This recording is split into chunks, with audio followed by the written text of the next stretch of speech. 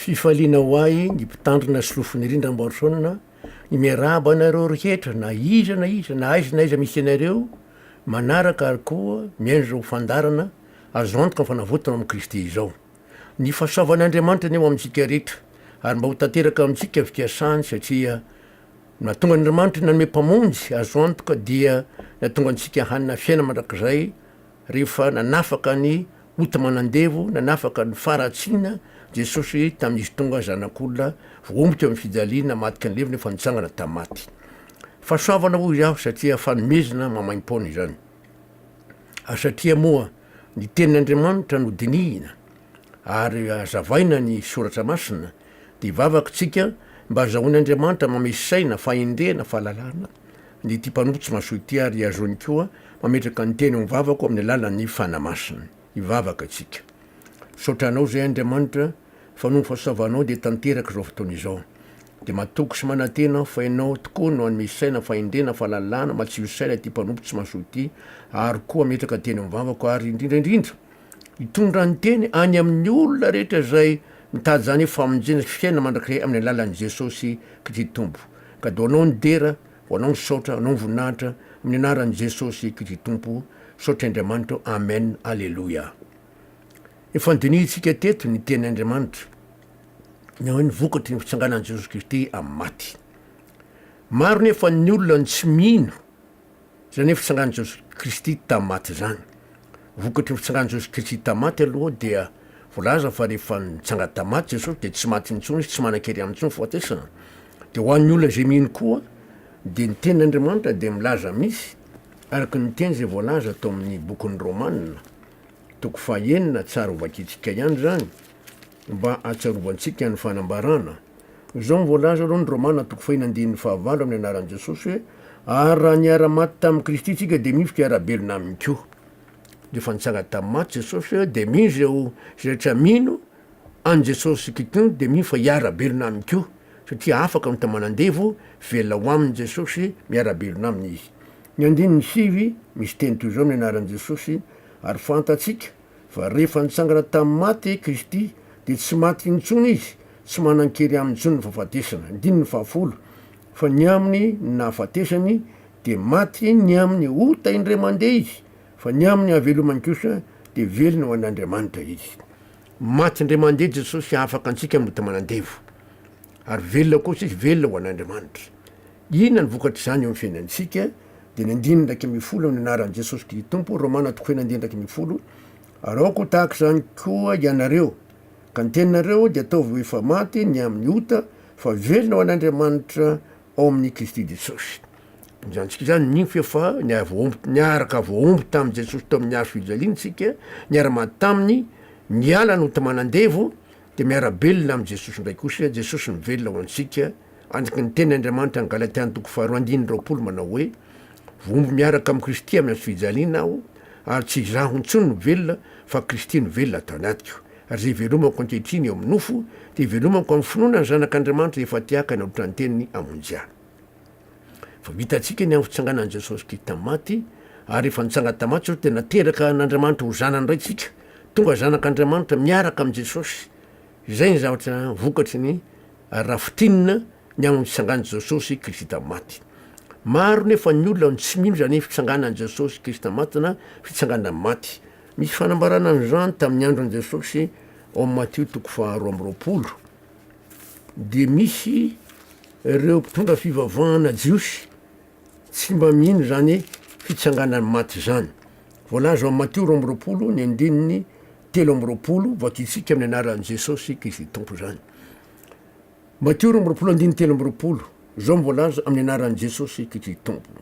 Tamin'izany andro zany dia nankeo amin'i Jesôsy ny sady sasany zay milaza fa tsy misy ny fitsanganan'ny maty ka nanontany azy hoe mpampianatro Mosesy nilaza hoe raha misy maty momba aoka ny rahalany ampakatra ny vadiny ka hiteraka amelomaso ny rahalany. Tsy toizantsika ny vaky teny fa nitoizandreo maty indray olona io dia nandimbana nambady Andriamantoniny ny rahalany anankiray maty koa fito ny rahalahy maty avokoa dia hoe iza ny vadiny any amin'ny fitsangana maty. Tena misy fitsangana maty areo zany no azavaitsika tsy nazava ny fanontaniana sy ny valina ataon' Jesôsy tamindreo olondreo tsika. Fa zao nitsangana tamin'ny maty koa Jesôsy tamin'ny andro fahatelo taorinany ny nahafatesany, zany hoe andro alahady. Dia misy fanambarana eto hoe Maria Magdalena koa zany tsy nino fa nitsangana tamin'ny maty Jesôsy. Ovakitsika rahantsika ny tantara momba an'izany ao Marka toko fa 9. Marka ovakitsika alohan'ny Marka toko fa 10 mba ahafantaratsika ny tena fipetraky ny tantara de ho hitantsika am'izao ny zavatra miseho. Marka toko fa 10 andiny 12 ka hatramin'ny 7 amin'ny anaran'i Jesôsy. Anony ariva fa andro fiomanana ny andro de ny andro alohan'ny sabata. Ny andro alohan'ny sabata de ny zoma, tsy ny sabata ny andro fahafito sabotsy.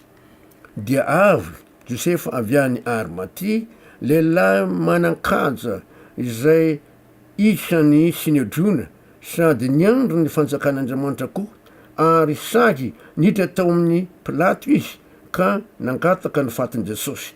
Ary gaga Pilato raha maty sahaly Jesôsy ka dia niantso ny kapiteny hankeo aminy izy ka nanontany azy hoe efa maty ela izy na tsia. Ary rehefa nahare tamin'ny kapiteny izy dia nomeny any Josefa ny faty, ary izy nividy ariry madinika dia nampidina ny fatin' Jesôsy ka nofonosiny ariry madinika ary naleviny tao amin'ny fasana izay nolavana tamin'ny vatolampy, dia nanakodia vato ho eo amin'ny varavaran'ny fasana izy. Ary Maria Magdalena sy Maria reniny Jesôsy de nijery izay nametrahany azy. Etsika zany de zao andro fiomanana ny andro fiomanana amin'ny sabata zoma.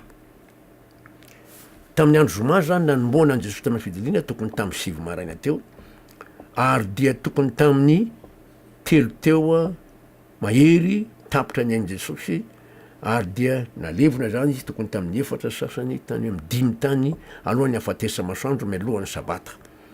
Ary hitan'ny Maria Magdalena io sy Maria reniny Jesôsy. De zay zany zavatra nitsanga. Maria Magdalena io zany de anisan'ny tena nalahelo satria izy le namoahany Jesôsy de amin'ny afito, araka voalaza eo amin'ny Marka toko fa 9:7.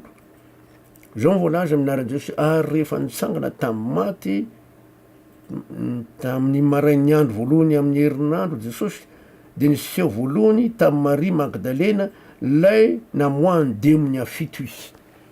Maria Magdalena de nisehony Jesôsy voalohany. Ka ovakitsika ny tantara mikasika an'izany. Marka toko fa 9 ny andininy voalohany ka hatramin'ny 9 ny amin'ny tsanganan'i Jesôsy Kristy tamin'ny maty. Marka toko fa 9 ny andininy voalohany ka hatramin'ny 9 amin'ny anaran'i Jesôsy manao hoe: ary efa afaka ny andro sabata da lasa nividy zava-manitra Maria Magdalena sy Salome ary Maria reniny Jakoba mba handeha hanosa ny fatin' Jesôsy. Ary noho ny marainy koa tamin'ny voalohany andro amin'ny herinandro, rehefa niposaka masoandro de nakany amin'ny fasana izy ireo. Maria Magdalena dia ary koa araky ny hitatsika eto Maria reniny Jakoba ary Salome, izy telo mianaka reo natemin-davavy nandeha nividy zava-manitra rehefa tapitra ny andro sabata. Ary hitatsika eto hoe Salome ary Maria Magdalena mba handeha hanotra fatin' Jesôsy. Lasa nividy zava-manitra tapitra ny andro sabata, zany hoe maty masoandro, lasa nividy zava-manitra zareo entiny hanisorana ny fatin' Jesôsy. De ny ampiso maraina satria maty masoandro zany ny sabata de mivomy sy mpivarotra rehetra de vidy zava-manitra reo de ny sabata ny alahady maraina nitsangana Jesôsy tamin'ny maty io zany de lasaka andehanao amin'ny fasiny reo de anositra ny fatiny Jesôsy. Toy zay tsika ny andininy telo no midina amin'ny anaran'i Jesôsy.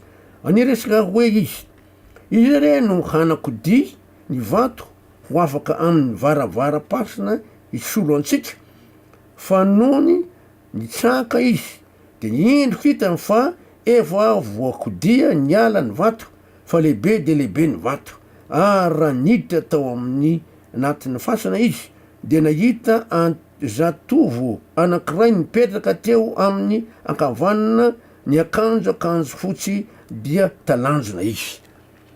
Raha ndresaka zareo izy re nanakody ny vato fa lehibe de lehibe le vato kany efa kaiky fasana traka reo efa tsy teo amin'ny fasantsony ny vato varavara-pasina fa fankody de niditra reo raha niditra izy de ganga sy talanjo satria zao nisy zatovo miakanjo fotsy hitanjareo mipetraka tamin'ny ankavanany nametrana ny fatiny Jesôsy. Toy izy atsika nyresaka ny andininy enina ka hatramin'ny fahavalo fa hoy lay zatovo taminy aza talanjona mitady any Jesôsy avy any Nazareta zay nokombona tamin'ny hazo fijaliana ianareo efa nitsangana izy tsy ato izy jereo fa teo no nametrahany azy fa mandehana lazao amin'ny mpianany sy Petera fa mialohanareo ho any Galile izy any no ahitanareo azy araka zay nolazainy taminareo dia nivoaka izy ka lasa nandositra niala tamin'ny fasana fa torakovotra sady talanjona izy ary tsy mba nilazalaza na inona tamin'ny olona izy satria natahatra. Le zatovo mazava ho azy fa anjely io laza tamin'zareo hoe tady any Jesôsy avy Nazareta nareo araka ny voalazy eto tsy ato izy fa nitsangana tamin'ny maty izy zay voalazy eto tsy ato izy jereo fa teo no nametrahana azy fa mandehana lazao amin'ny rahalahiny fa mialohanareo any Galile izy araka n'izay voalazany taminareo de araka ny hitatsika eto misy fanambarany eto hoe dia nivoaka izy ka lasa nandositra niala tamin'ny fasana fa torakovotra sady talanjona izy ary tsy mba nilaza na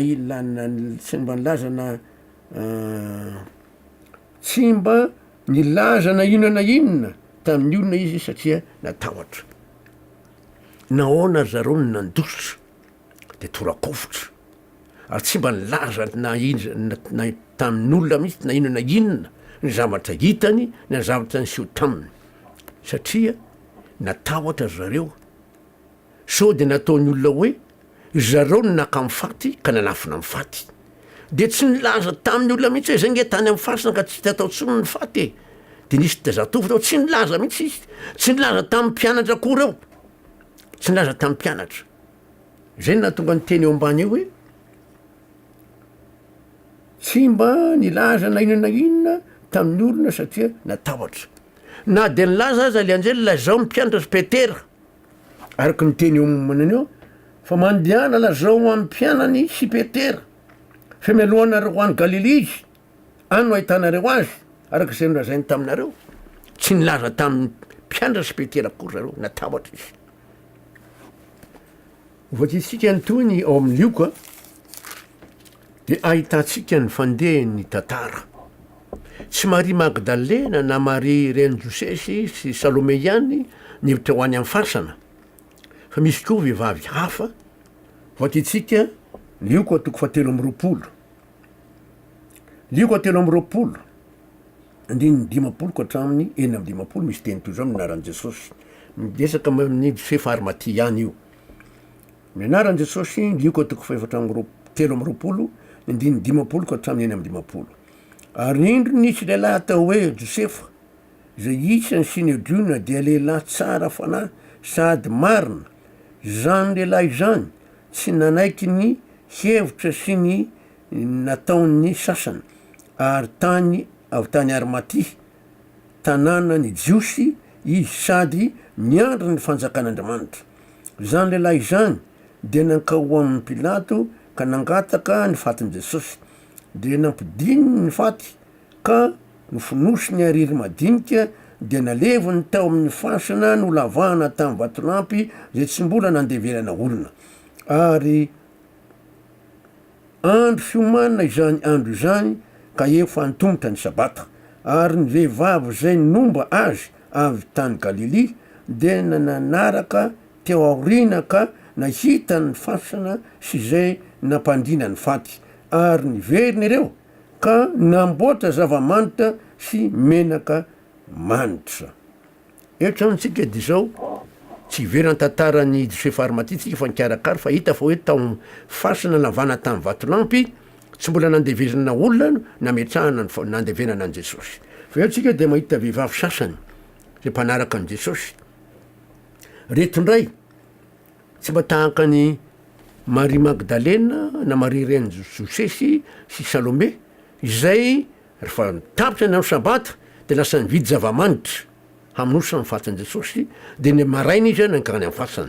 Fa reto ndray ny voalazy eto hoe areny vehivavy zay nomba azy dimapolo sy 90 avy tany Galily de nanaraka teo aorina ka nahita ny fasana sy zay nampandriny ny faty. Ary niveriny ireo ka namboatra zava-manitra sy menaka manitra. Reto ndray tsy nividy fa tamin'io zoma io ihany ariva io de nanamboatra menaka manitra izy zareo nanamboatra izany zava-manitra zany hamonosa anankarakarana amin'ny fatin' Jesôsy. De eo amin'ny 720 ny andininy voalohany de misy teny toy zao. Lioko 720 voalohany aminaran' Jesôsy manao hoe ary tamin'ny sabata de nitsahatra ihany izy araky ny lalàna fa nohony maraina koa amin'ny andro voalohany amin'ny herinandro de nankany amin'ny fasana izy nitondra ny zava-manitra zay efa namboariny. Zareo tsara zany fa zoma ihany zareo nanamboatra ny zava-manitra sy menaka manitra hanosorana fatin' Jesôsy. Fa tonga ny andro sabata nitsahatra zareo tahaka an Jesôsy zay nitsahatra tao amin'ny fasana maty tao pasana. De ny maraina amin'ny andro voalohany herinandro alahady de nakany amin'ny fasana zareo de hanosotra ny fatin' Jesôsy amin'le zavatra manitra sy menaka manitra namboarina.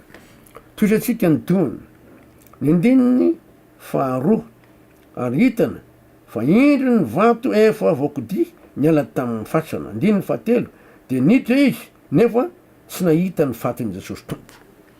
Fa tonga zareo de fa hita fa voakody ny vato de niditra izy tsy nisalasala tsy nahita ny faty tsy tao tsony ny faty. Toizatsika ary andininy efatra ka hatramin'ny faha 12 amin'ny anaran'i Jesôsy Kristy tompo. Ny efatra ka hatramin'ny 12. Ary raha mbola very hevitra tamin'izany izy ndreo nisy roa lahy niseho taminy nitafy fitafiana manelatrelatra ary noho ny natahotra izy ka niankoka de hoy izy ty roa lahy taminy nahoana no ato amin'ny maty no hitadiavanareo ny velona. Tsy ato izy fifanitsangana tsarovo ny teny zay nataony taminareo fony izy mbola tany Galily hoe ny zanak'olona tsy maintsy atolotra eo an-tanan'ny mpanotaka hombona amin'ny andro fijaliana ary hitsangana amin'ny andro fahatelo. De nahatsiaro ny teninizy ary niverina niala tamin'ny fasana izy dia nilaza izany rehetra izany tamin'ny 12 lahy sy ny namany rehetra teo Maria Magdalena sy Joana ary Maria reny Jakobo ary ny vehivavy sasany zay namandreo koa de nilaza izany tamin'ny apôstôly nefa nataony ho aririra foana zany teny zany ka tsy nahony. Araky ny teto zao reto vehivavy reo ndray a dia raha tsy nahita ny fatin' Jesôsy de nisy reo lahy hitany teo amin'ny fasana ary reo nilaza tamin'ny reo vehivavy reo hoe nahoana natao maty nitadiavanareo ny velona. Tsy ato izy fifanitsangana tsarovo ny teny zay lazainy taminareo fa tsangana izy ary fanitsangana tamin'ny maty koa izy. Ary nilazainy hoe tamindreo hoe ka hombona tamin'ny fijaliana ary hitsangana amin'ny andro fahatelo. Telo andro aorinana fahatesa zany izy nitsangana. ary reo vehivavy reo de natsiaro ny fanambaran' Jesôsy de niala tamin'ny fasana izy ireo de lasa niazaka satria nino reo tsy mba tahaka ny Maria Magdalena na Salomé na Maria reniny Josesy zay tsy nino ka tsy nilazalaza tamin'olo amin'ity fa natahotra hoe sao de izy nangalatra lazainy olo hoe nangalatra amin'ny faty fa reto kosa nino de nandeha tany amin'ny 120 sy nilaza tamin'ny namandretra fa reo olona reo kosa raha nilazany ireo vehivavy reo de zao lazainy fa arirarira foana anganongano foana zany tsy nino reo fa Petera raha nanreany io de nitsangana de niazakazaka kany amin'ny faty tany amin'ny fasana de niditra tao de nahita ny lamba ary ny amin'ny Petera koa de gaga hoe nakaiza ary ny faty zareo ny 9:10 hoe nefa nataony arirana foany zany teny zany ka tsy nahony ny 9:10 teo Maria Magdalena Jakoba ary ny vehivavy sasany zay namandreo koa de nilazany lazainy zany reo vehivavy zany fa ny 9:12 de fa Petera nitsangana de niazakazaka nakany amin'ny fasana ary niondrika izy ka nakita ny lamba amin'ny paty mipetraka nitokana teo izy zany a tsy niditra tao amin'ny fasana akory Petera raha dininy eto amin'ity teny ity dia lasa nody izy sady ganga noho ny zavatra zay tonga teo zero tsara zany fa teo mivaravara-pasana fotsiny izy de niondrika de nahita ny lamba mipetraka teo tsy niditra tao amin'ny fasana misy Petera de ahoana koa ny toyany satria ny tantara ataontsika hoe teo Maria Magdalena fa tsy nanamafy ny tenin'ireo vehivavy tsy nanamarina izy hoe zaiky nge fa tany amin'ny fasana nkeo hoe de nahita zatovo zany laza taminay fa hoe fantsanga tamaty zao tsy nilaza mihitsy izy fa natahotra sao de lazain'ny olo ainy sao de nalainareo faty ary any amin'ny bokiny jaune de misy fanambarana ihany koa ny amin'io fitsanganan'i Jesôsy Kristy tamin'ny maty io i Maria Magdalena tsy nino mihitsy na de nilaza azy reto vehivavy reto de lasa ndray izy nakany amin'ny fasana izy rery a vakitsika nge ny jaune toko 20 azafady jaune toko 20 andininy voalohany sy ny faharoa vakitsika amin'ny anaran'i Jesôsy Kristy tompo manao hoe atamin'ny andro voalohany amin'ny herinandro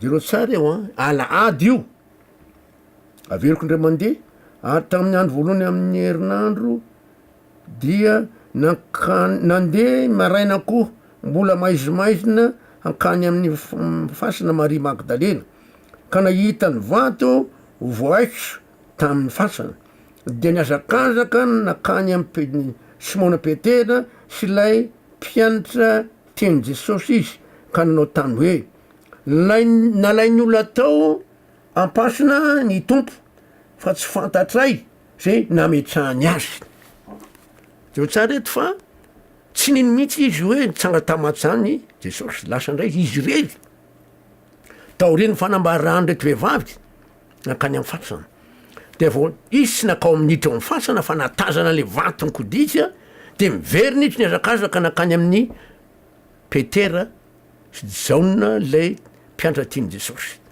de nilaza taminy hoe lasa nisy naka tao mifatin'ny tompo ka tsy hitanay mazava tsara zany fa izy le telo vavy nandeha tany tsy hitanay zay nametrahany azy zay ny zavatra nitranka de tohitra atsika ny vaky teny ny 9:3 ka hatramin'ny 10 amin'ny anaran'i Jesôsy Kristy tompo de nandeha Petera sy lay mpianatra anankiray ka nakany amin'ny fasana ary niara niazakazaka izy ro alahy ary lay mpianatra anankiray niazakazaka niotra ny Petera ka tonga taloha tao amin'ny fasana ary nony niondrika nitsidika izy de nakita ny lambapaty nipetraka teo nefa tsy niditra tao izy eto koa zany tsika de mahita n'izy ro lahy niaraka niazakazaka any amin'ny fasana azo antoka fa nanaraka tao zany Maria Magdalena niery niazakazaka jaune tonga teo amin'ny fasana de niondrika tahaka nataon'ny Petera tamin'izy reo nilezan'ny vehivavy maro tsy niditra tao pasana fa niondrika de nahita ny lambapaty ihany koa de toizatsika fa tsy niditra tao ampasana izy 9 no midina amin'ny anaran'i Jesôsy ary avy koa Simona Petera nanaraka azy de niditra tao ampasana ka nijery ny lambapaty nipetraka teo ary mosara zay nafieny lohany tsy mba mipetraka tao amin'ny lambapaty fa voavarina nitokana.